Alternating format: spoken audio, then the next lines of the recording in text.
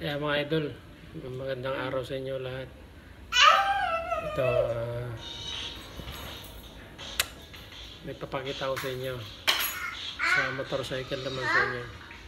Ay, ito. Tungkol ito sa paglilinis ng kadena naman. Nakikita ko kasi yung mga iba, may brush pa nila. Pag kahit i-brush mo yan ng kung ano-ano. Anong gamitin, gasolina, krudo, ano-ano pa man yan. Iba pa rin yung linis, hindi pa rin natatanggal. So ito, papakita kasi ito, makabagong style to. Ay, makabagong technique. Wala pang naka-upload nito eh. Matagal ko na rin, yung iba, brush lang nila, ganun. Pero ito, ibang technique naman din papakita ko sa inyo. Makikita nyo mamaya. So, kunin ko lang yung gamit ko. Ayan.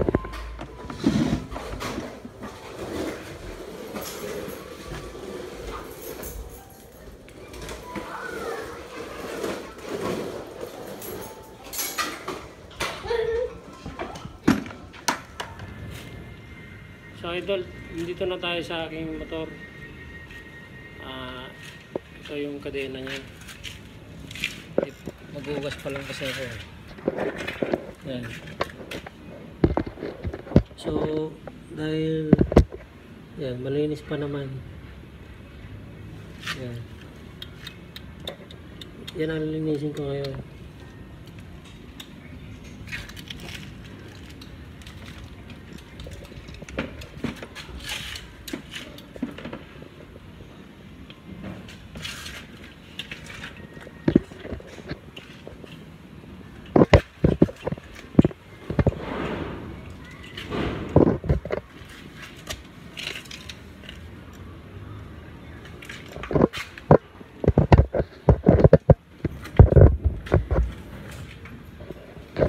So, start muna natin.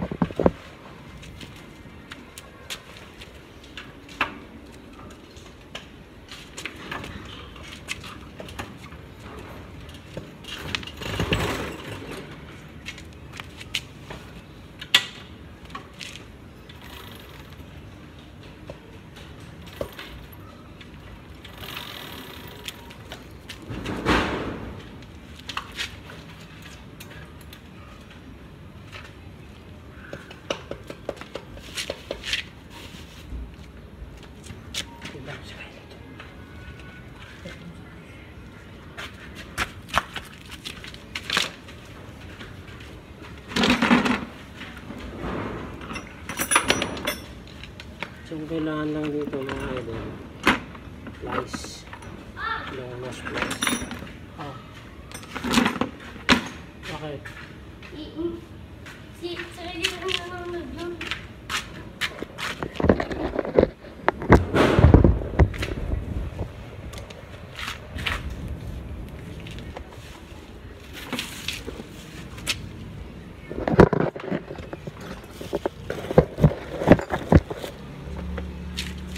Tapos ito,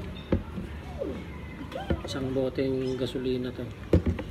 Nalinis ko dati ng loob ng makina to, yung nag-change oil ako.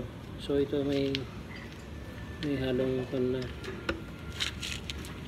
gas pala to, gas sa gasolina.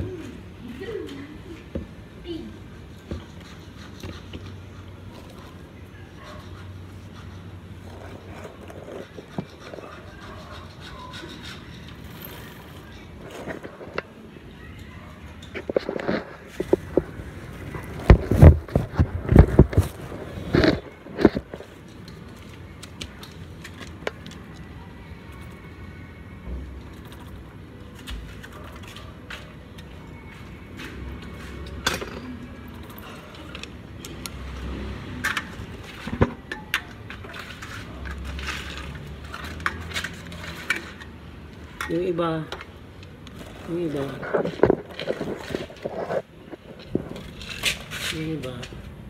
kahit di natanggalin to, takip ng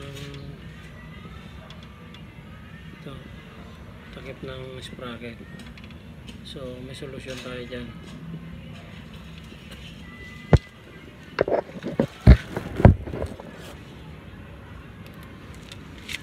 Yan.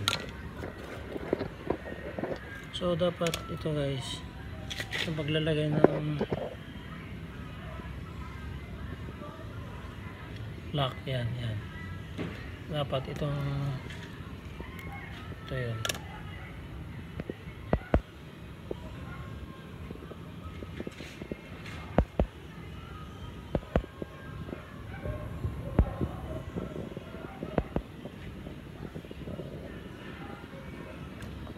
Dapat itong lock na to, yan, dapat nakatalikod, hindi yung nakabuka. Yung buka niya dapat nasa, mas mauna tong pag umikot yan, mas mauna yan, hindi ito yung nauna. Pag ito sa likod niya, yan, pag umikot yan, kasi pag yung nakaharap din, pag umikot siya ganun, may tendency matatanggal yan lock na yan. So paano magtanggal, ganito lang.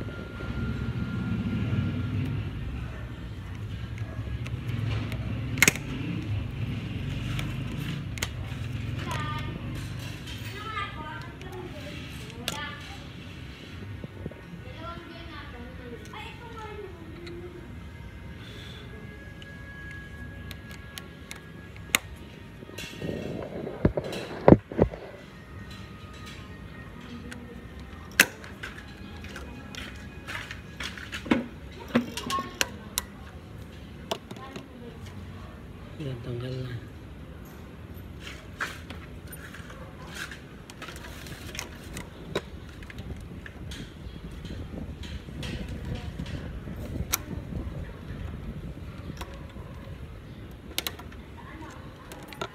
So dahil may tensioner to, expected to na maluwag kasi may tensioner.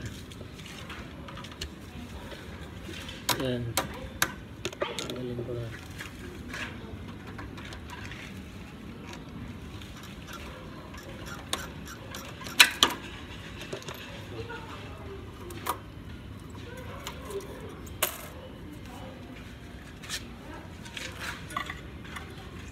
So super malinis pa, pero linisan ko lang. Papakita ko lang sa inyo kung paano maglinis. Kaya malinis tong kadena ko dahil yung style ng paglagay ko ng langis pa, meron pang technique, hindi katulad ng paglalagay ng iba, tumatalsik. Ito paglagay ko hindi. So yan. So para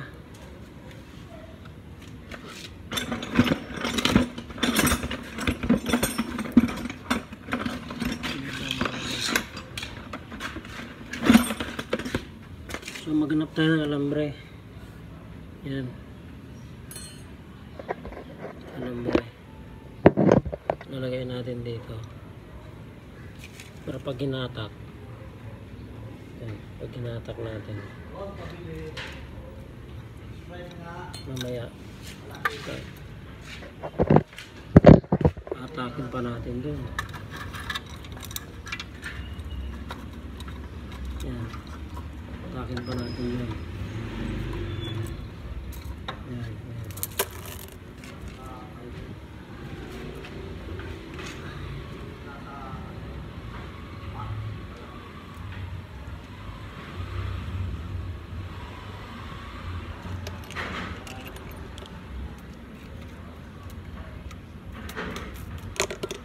So ganito lang, lagyan nyo lang ng alambre dyan sa dulo, tapos atakin nyo dito.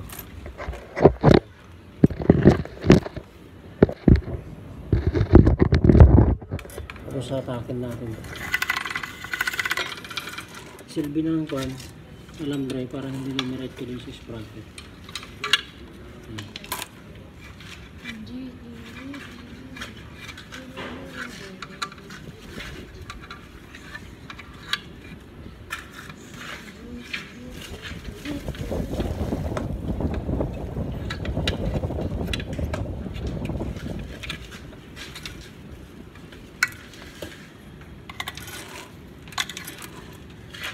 Yan, yung itsura niya.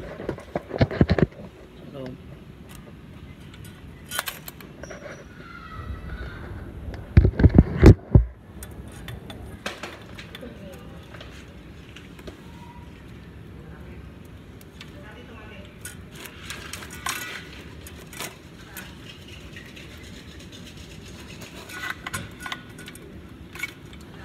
Lalagyan nyo lang dyan.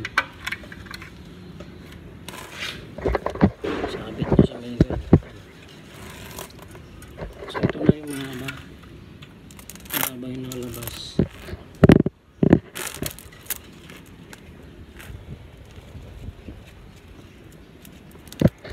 Ito mga idol. Ayan, medyo mahaba yung nakalabas, diba?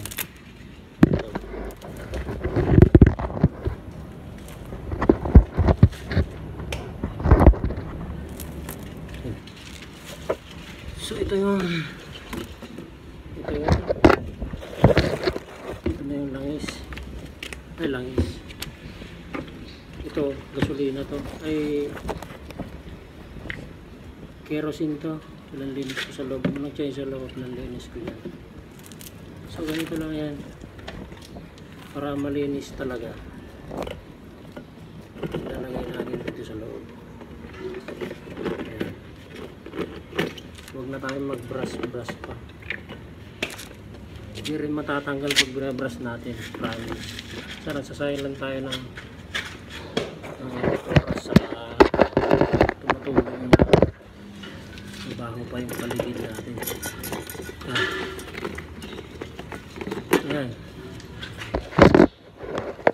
Ayan. Ayan, mga nakasuksok na. So, ganun lang natin.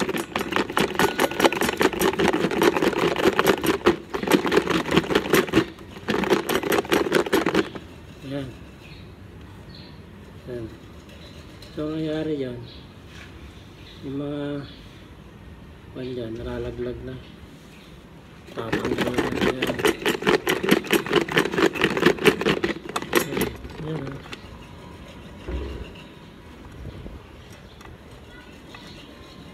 Tanggal. Lahat ng kalooban niya yan, kahit gano'n kakapal pa yan. So, maganda yan. Ang ilagay nyo lang mga 3/4 liter. Huwag yung 1 liter kasi pag napuno yan ay ilalagay nyo yung kadena sa loob. Hindi siyempre yung volume ng pan sa loob siyempre dadami yan. Tatapon pa pag nilagay nyo lang. So kailangan ilagay nakakon lang. Yan mga idol, oh.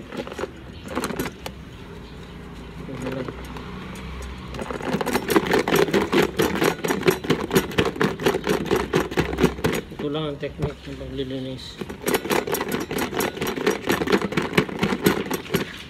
So habang nakababad mga idol, dito na tayo. Pwede natin punasan to.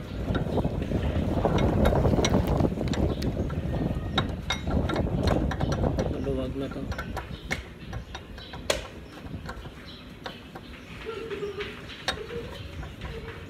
Ito ba naman yung araw-araw tong motor na to eh,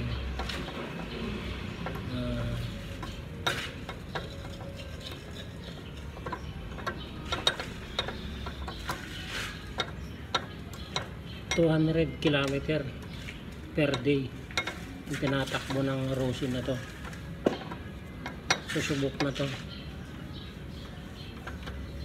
So meron pala akong idol, hindi ko pa na-vlog. Paano gumawa ng pang race na langis para aggressive yung motor nyo. So far ginawa ko na yun, successful naman. Mixing of 2 mineral oil yun, dalawang klase ng langis. So pinababa ko yung ang ginawa ko yung viscosity. Imbes na bumili ako ng API-SN na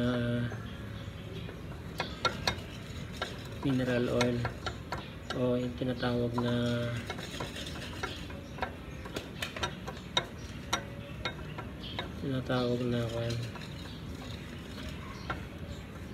API-SN kasi pag API-SN kasi mga idol, yun yung latest na API category ng langis. So ibig sabihin yung additives na nilagay doon may kon na yun, may protection, wear protection, yan, mga sludge protection, mga ganyan. Pag mababa kasi yung mga API-SG na yun, hindi na, actually tinanggal na yun sa kon sa kung tinitignan mo, magbabasa-basa ka dun sa API website, tinanggal na yun, hindi na ginagamit yun sa moderno na yung panahon ngayon. So dapat yung ganun hindi na binibenta. Matagal na palang hindi ginagamit yun. So lahat ng ginagamit ko ngayon API-SN